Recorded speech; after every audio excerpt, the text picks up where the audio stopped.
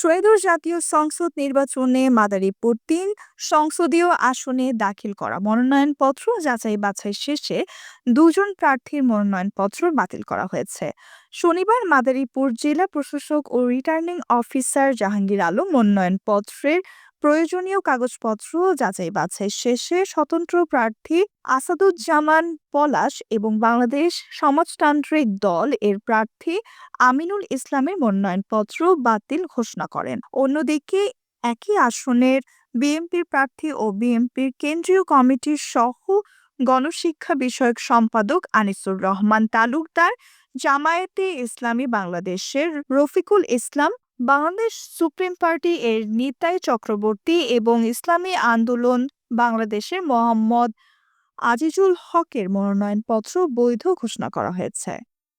Nusrat Jahan, এফবিএন news desk.